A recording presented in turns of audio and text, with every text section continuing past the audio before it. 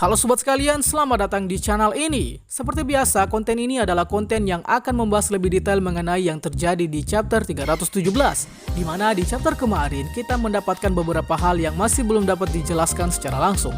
Karena di chapter 317 lebih menekankan kepada konflik antara All Might dan Deku. So ada banyak sekali yang akan kita bahas, mulai dari kejanggalan selamatnya hero dari ledakan, detail menarik, dan juga lebih lengkap pembahasan tentang keputusan Deku untuk menjauhi All Might, serta kemunculan hero Killer Stan.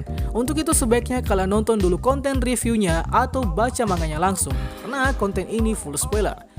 By the way, watermarknya sudah hilang. Admin berterima kasih banyak kepada kalian yang sudah mendukung channel ini. Tapi sebelum lanjut, subscribe channel ini biar admin makin semangat buat kontennya. Dan mari kita mulai. Kejanggalan selamatnya para hero.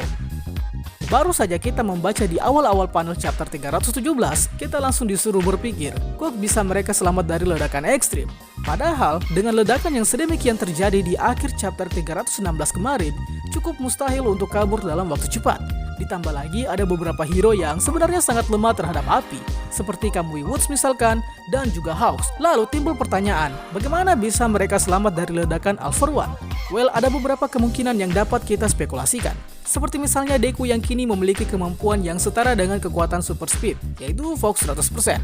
Dan dengan ditambah lagi oleh kemampuan Black Whip yang mampu menarik puluhan orang sekaligus. Rasanya ini cukup masuk akal kalau saja penyebab seluruh hero selamat adalah berkat bantuan Deku. Selain itu ada dugaan lain kalau yang menolong mereka dari ledakan adalah Monte Lady. Ya, mungkin dialah yang menolong para hero lainnya, sebab jika tubuhnya membesar, maka kekuatan super strength-nya pun ikut bertambah. Tapi terlepas dari itu, spekulasi bahwa Deku yang menolong seluruh pro hero yang ikut dalam penggerebekan rasanya lebih kena logika. Perubahan pada Monte Lady. Jika kita perhatikan kembali, Monte Lady sepertinya masih dalam tahap pemulihan setelah di arc kemarin sangat berjuang keras dalam pertarungannya dengan Gigantomachia. Sebab di chapter ini ada sedikit perubahan pada Monte Lady, seperti misalnya pada kostumnya. Monte Lady terlihat memakai penyangga leher, yang mengindikasikan ke kita bahwa meskipun Monte Lady belum sepenuhnya pulih dari pertarungan kemarin, dia masih tetap aktif menjadi pahlawan demi melayani masyarakat. Tidak seperti hero-hero lain yang malah kena mental lalu pensiun. Lalu pada area mata Monte Lady juga terdapat luka goresan, yang kalau kita baca kembali di arc Paranormal Liberation kemarin, ini semua disebabkan oleh pertarungannya dengan Gigantomachia. Dan ya, Monte Lady tetap ambruk karena yang dia lawan adalah makhluk yang memiliki banyak quirk. Tapi meskipun begitu, sosok Monte Lady ini benar-benar menggambarkan kita suatu contoh dari seorang pahlawan wanita yang gigih dalam profesionalitasnya sebagai hero. Apa problem yang terjadi kepada Dead Arms? Jadi kita juga dikejutkan dengan keputusan salah satu hero yang ternyata memutuskan untuk berhenti menjadi pahlawan. Dan ya, pro hero ini adalah pro hero yang juga pertama kali muncul pada episode pertama My Hero Academia, yang adalah Dead Arms. Sebenarnya bukan hanya dia saja yang pensiun, ada sebagian besar pro hero Jepang yang akhirnya memilih pensiun. Lalu apa yang menyebabkan Dead Arms dan hero lainnya malah memilih pensiun di saat kondisi negara yang sedang terjadi huru-hara seperti saat ini? So, salah satu penyebabnya adalah tekanan mental yang dipengaruhi oleh budaya, di mana pada dunia nyata, di Jepang ada yang namanya budaya malu yang terus dipertahankan sampai saat ini.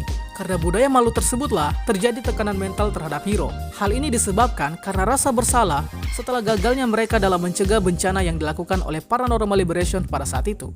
Alhasil, pro hero seperti Dead Arms cukup menanggung malu dan kini memilih untuk pensiun demi menyembuhkan mentalnya. Selain itu, kemungkinan lain yang membuat mental Dead Arms jadi tertekan adalah fakta bahwa terjadi gengsi pada quirk. Yang kita tahu sendiri kalau quirknya memang tidak sekuat pro hero lain seperti Kamui Woods, Hawks, ataupun Endeavor misalkan. Bahkan quirk Strong Arms milik Dead Arms ini terkesan seperti peningkatan super strength tahap biasa.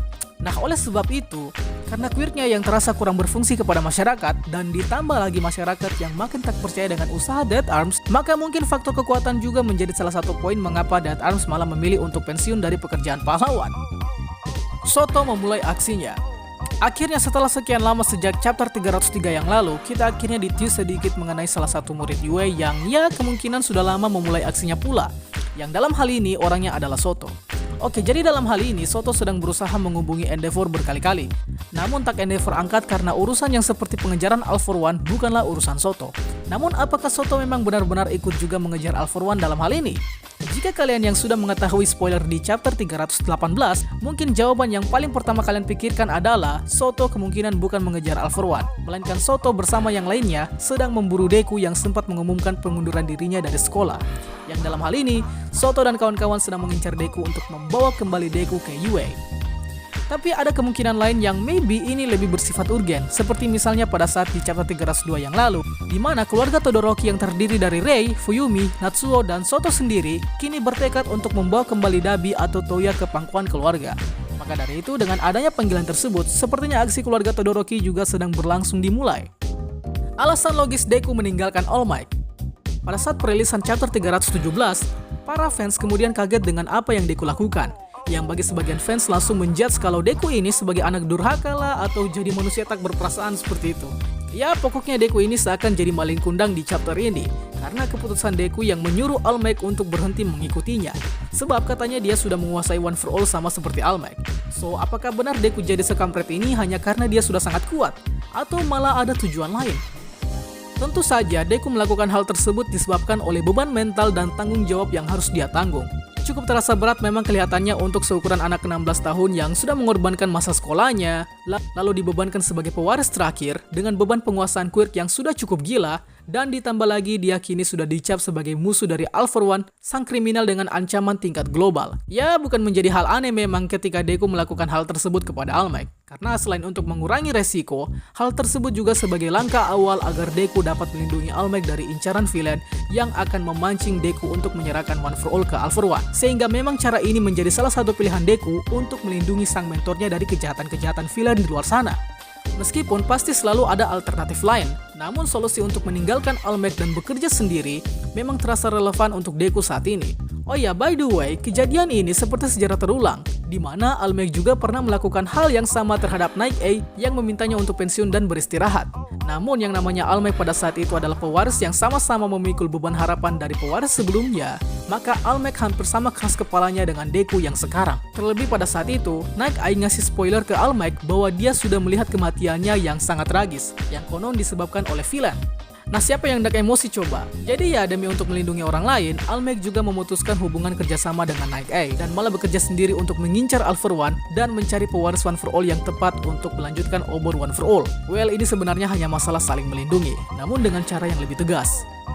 Apa benar Deku sudah menguasai One For All 100%?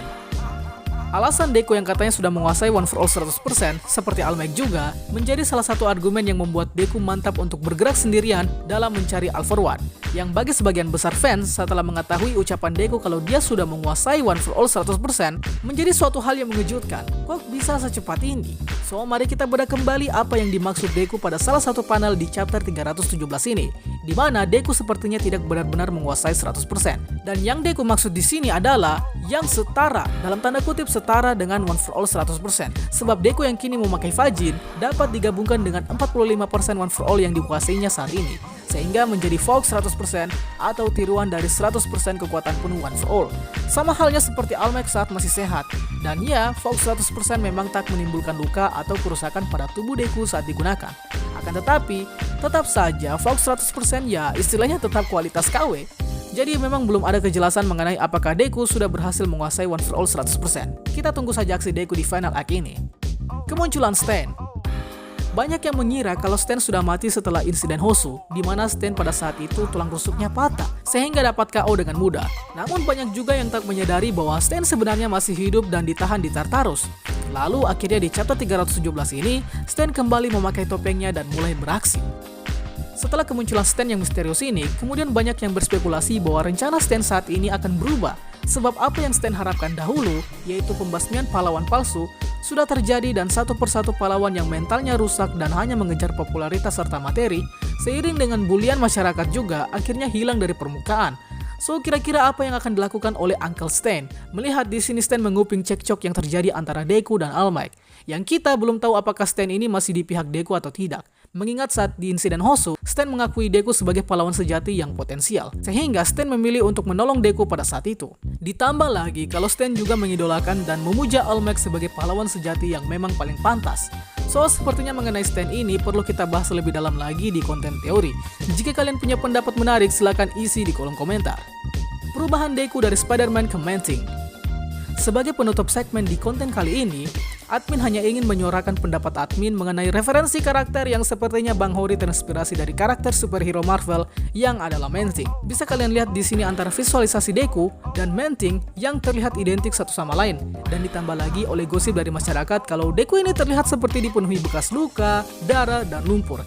Yang ini bakal merujuk ke salah satu referensi superhero Marvel yang adalah Man-Thing. Ditambah lagi, Man-Thing dan Deku sama-sama memiliki kemampuan yang cukup banyak, seperti super strength, power ability, dan bahkan memiliki kemampuan memanipulasi atau dapat mengakses ruang dan waktu. Misalnya pada Man-Thing dengan Nexus of All Realities, yaitu kemampuan Man-Thing untuk mengakses portal untuk berpindah ke dimensi lain. Dan Deku juga bisa mengakses dunia domain One for All yang tak terikat ruang dan waktu. So, bagaimana menurut kalian? Jika kalian ada pendapat lain, silahkan isi di kolom komentar. Itulah pembahasan kita pada kali ini. Sanggah apabila ada yang kurang, request juga di kolom komentar untuk pembahasan selanjutnya. Dan akhir kata, see you next time.